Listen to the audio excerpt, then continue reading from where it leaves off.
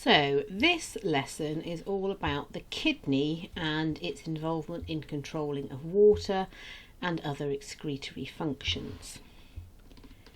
This is what the specification expects you to be able to know.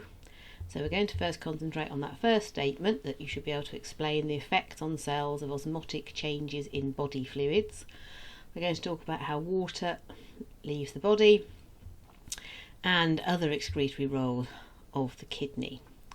Now this bit at the bottom is quite important. Although I am going to talk about this, it says the knowledge of other parts of the urinary system, the structure of the kidney and the structure of a nephron is not required. I am going to talk about those as it makes some of the roles of the kidney slightly easier to understand. So the first statement said that you need to be able to understand the impact of, as it says here, the effect of cells of osmotic changes in body fluids. Now this is something that I've spoken about a couple of times now, but it basically means that we need to keep the water content of blood passing through the capillaries as similar to the cells as possible. Because if this changes too much, so if the water content changes too much in the blood, then that can have an impact on the cells. Now there are two things that can change the water content of the blood. The first one is directly the content of water in the blood, and that can be altered by either drinking a large amount of fluid or not drinking for a long period of time. The second one is the concentration of solutes in the blood. So a solute is anything that is dissolved in the blood and includes such things as glucose, amino acids and ions such as sodium and chloride ions. If we increase the concentration of those, then we decrease the relative concentration of water. So that is important. We need to monitor these all of the time. So we're going to think about what happens when the blood becomes concentrated. This means when the blood becomes concentrated, it's about the solutes. So when the blood becomes concentrated, it means that the water is low and the solutes are high. So if we have less water in here than we do in here, then water will move out of the cells and they could shrivel up. If the blood is particularly dilute, okay, so basically we have lots of water and not many solutes, the opposite will happen. So water will move into the cells and they may swell up and burst. Neither of those is a really good idea. So we need to keep the water content and the solute content in the blood vessels as close to that in the cells as possible. So the water content of the body is always changing, depending on the temperature, depending on what you're doing, depending on how much you've had to drink. So there are three locations where we lose water from the body. We lose it through our skin via sweating. So on a hot day, we'll be sweating more and we'll be losing more water. We lose it through our lungs. Water is a byproduct of respiration and it goes to the lungs and then we breathe it out. And then we also lose it via urine from our kidneys. So they also are involved in removing excess ions and urea in varying different amounts. So I would like you please to pause the video and draw this table into your books. And we're going to think about which of these particular different substances these organs are involved. So the lungs. Yes, you breathe out water. You can see that if you breathe onto a cold window, you get condensation. But there are no ions in your breath, you don't have salty breath, and there's no urea. Your skin, yes, through sweat. But also we lose excess ions through our skin. But but we do not lose urea. Our kidney, we lose water, we lose ions, and we lose urea. Now, you need to write this in your books, please. So, the loss through your skin and your lungs is uncontrolled. It depends on what you are doing. If it is a hot day and you are sweating, you're going to lose more water through sweat. If you're doing a lot of exercise and you're breathing very heavily, you're going to lose more water through your breath and via your lungs. So ultimately, it is the job of the kidney to balance that out. So if it's a hot day and you're doing a lot of exercise and you're losing a lot of water through your lungs and through your skin, you'll produce less urine because your body needs to conserve the water that you've lost through your lungs and your skin. If it's a cold day and you're just sitting around at home drinking a lot of water, you're probably going to be urinating and producing more urine because you're not losing it through your lungs and your skin. So your kidney has to compensate for the loss of water from the lungs and the skin, depending on what else you're doing. Your kidney is also responsible for removing urea. So again, we need to write this down, please.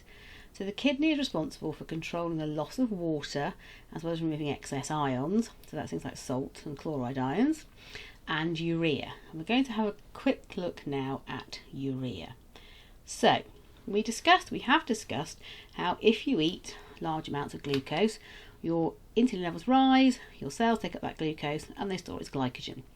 If all your glycogen stores are full, they store it as fat.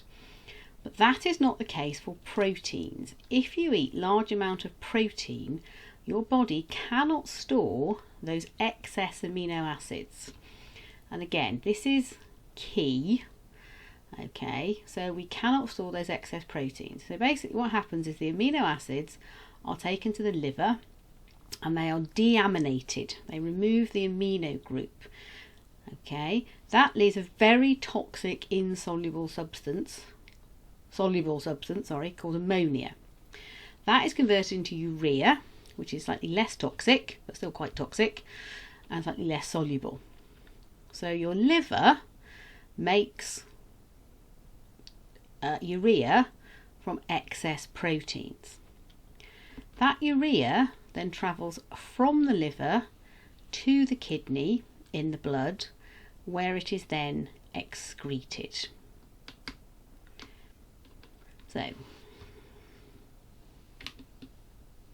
So we're now going to have a look briefly at how the kidney functions. Now remember what I said at the beginning of this video. You don't need to know the whole detail of the kidney, but it helps to make a little bit more sense if I run through some of these things here. So this is a diagram through your kidney. So the outside of your kidney is called the cortex, and a part called the medulla. So essentially what your kidneys do is they filter the blood. So blood arrives via the renal artery here. The kidney filters it. It removes water, urea and ions, which travel down to this part of the kidney called the pelvis. It's not the pelvis like your bone, it's the pelvis of the kidney. And urine then runs down here from your ureter down to your bladder. Meanwhile, the clean blood that has been filtered passes out of the kidney via the renal vein and then it leaves the body.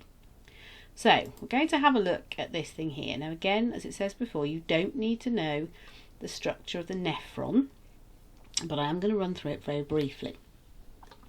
The nephrons are the functional units of the kidney. You have about 1 million of them in each kidney, and essentially this is the location of filtering. So if we have a look, so this is called the glomerulus, and the glomerulus is where the clean blood comes in.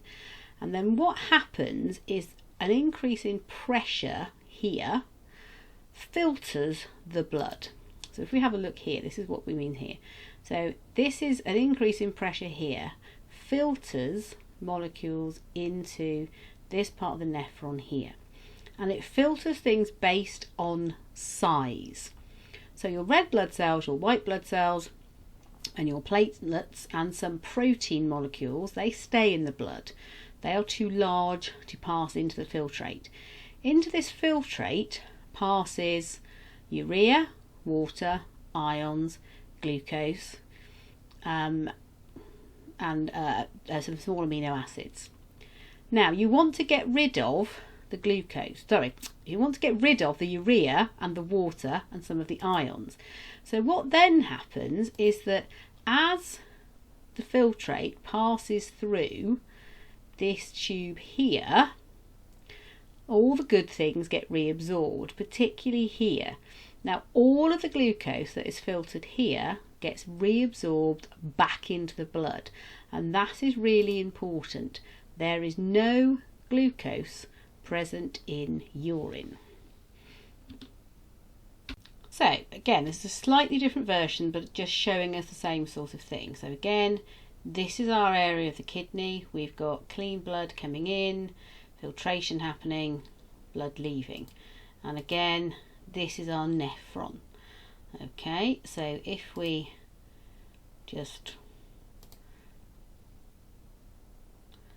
can watch, okay, varying different molecules as they pass through. So here comes our blood coming in. We've got passing into our filtrate here, varying different substances, and then they pass out through then. So if you go and have a look at this part here again for this filtration, so we can see here we have a large protein molecule. It's too big to pass through the filter. Here we have a small water molecule, it goes through. A glucose molecule, it goes through. Sodium molecules go through, and urea go through. When we move further down into the part of the kidney, part of the nephron, to this bit here, this is where some of our molecules get reabsorbed back into the blood. So you can see that water, glucose, sodium are passing back into the bloodstream, but urea is just passing straight through, and that's heading off to go into the urine and leave the body. So not all of the water and not all of the ions pass back into the bloodstream, depends on how much you need, but the urea just passes straight through. So the key things to remember about how the kidney works is the blood is filtered. Small molecules are filtered out of the blood. Some of these molecules we want to keep, so they are reabsorbed back into the blood, and then those that we don't pass out in the urine. So water, it's in the blood, it's filtered, and it's in the urine.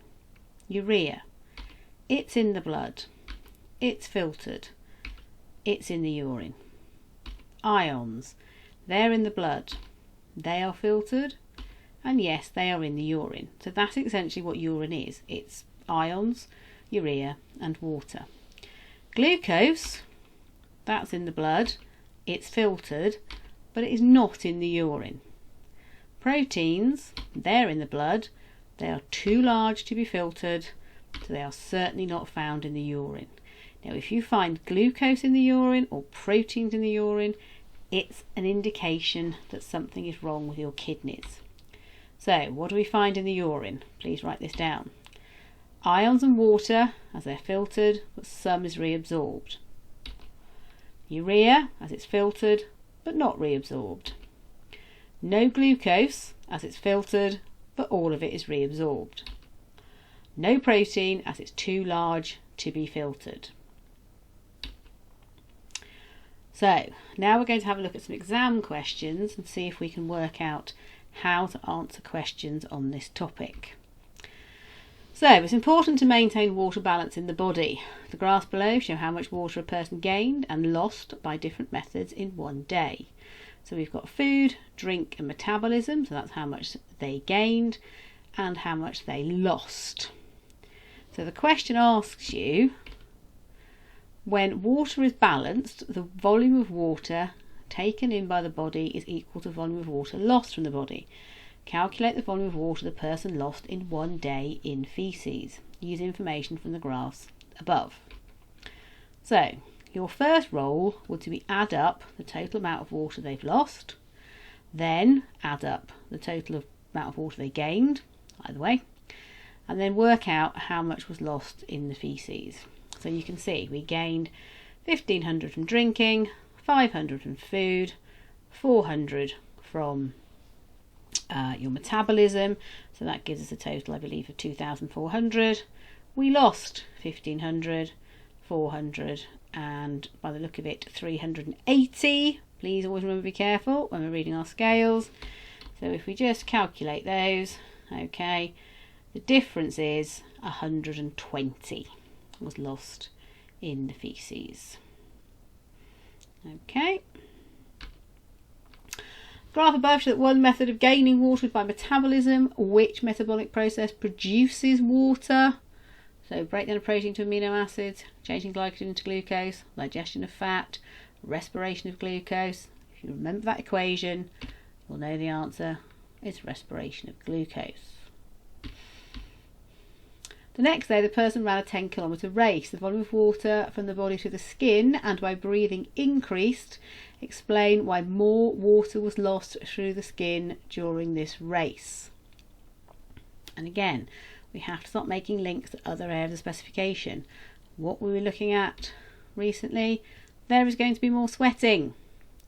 Because exercise releases heat, or the body needs to cool down, or we need to lose heat, or to try and maintain body temperature. Explain why more water was lost by breathing during the race. More energy is needed, more respiration, increased breathing rate. Right, another data question. Urine consists of water, ions and other substances such as urea. Urine is formed in the kidney by filtering the blood. The diameter of the pores in the filter is about 6 nanometers. This table shows the diameters of the molecules of some of the substances in the blood. Use information from the table and your own knowledge to answer the questions. Which substance A, B, C, D or E is protein? So protein is too large, so the answer there is A. Protein is not found in the urine of a healthy person. Explain why. 2 marks, 2 simple statements. We just need to remember these. It is too large to be filtered or cannot get through the filter. Substance B is not found in the urine of a healthy person. Suggest an explanation for this. It's reabsorbed completely or totally, or all of it is reabsorbed. That's where your marks come from for this one. Hemolytic anemia is a disease by which some of the red blood cells burst open. Small amounts of hemoglobin may be found in the urine of a person suffering from hemolytic anemia. The diameter of a hemoglobin molecule is 5.5 nanometers. Hemoglobin is not found in the urine of a healthy person, but hemoglobin can be found in the urine of a person with hemolytic anemia. Explain why. Well, red blood cells are too large. Hemoglobin is released when the red blood cells are burst, and hemoglobin is now small enough to pass through. And that is the end of this lesson.